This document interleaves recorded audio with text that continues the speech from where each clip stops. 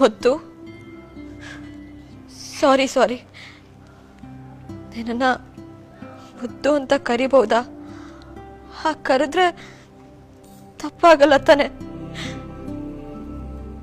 ಬೇಡ ಬಿಡು, ನಿನ್ನ ಕರ್ಣ ಸರ್ ಅಂತಾನೆ ಕರಿತೀನಿ. ಇದೇನಾಗ್ತಿದೆ ಕರ್ಣ ಸರ್ ನನ್ನ ಜೀವನದಲ್ಲಿ? ನಾನ್ ಕಂಡ ಕನಸು ಅಕ್ಕನ ಜೀವನದಲ್ಲಿ ನನ್ಸಾದ್ರೆ ಏನ್ ಮಾಡ್ಬೇಕು? ಖುಷಿ ಪಡ್ಬೇಕಾ, ದುಃಖ ಪಡ್ಬೇಕಾ? ಮುಳುಗೋಗ್ತಿದ್ದೆ ನನ್ನ ಅಕ್ಕನ ಜೀವನ ಸರಿ ಹೋಯ್ತಲ್ಲ ಅಂತ ನಾನು ಖುಷಿ ಪಡ್ಬೇಕಾ? ಅಥವಾ ನನ್ನ ಕರ್ಣ ಸರ್ ನನ್ಗೆ ಸಿಕ್ಕಿಲ್ಲ ಅಂತ ನಾನು ದುಃಖ ಪಡ್ಬೇಕಾ? ನನ್ನ ಅಕ್ಕನ ಜೀವನನ ಕಾಪಾಡಿದ್ರಿ ಅಂತ ನಾನು ಹೆಮ್ಮೆ ಪಡ್ಬೇಕಾ? ಅಥವಾ ನನ್ನ ಬದುಕಿಂದ ನೀವು ದೂರ ಆದ್ರಿ ಅಂತ ನಾನು ದುಃಖ ಪಡ್ಬೇಕಾ?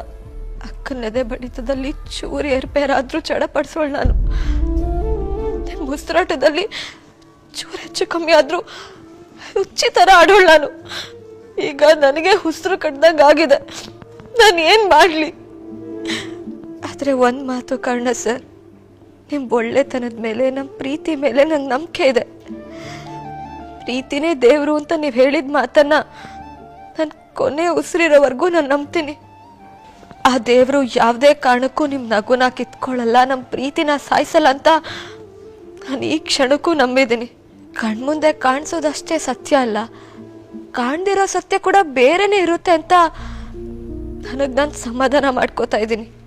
ಮತ್ತೆ ನಿಮ್ಮನ್ನ ಮುದ್ದು ಅಂತ ಕೂಗಿ ಕರೆಯೋ ದಿನ ಬಂದೇ ಬರುತ್ತೆ ಅಂತ ನಾನು ನಂಬಿದ್ದೀನಿ.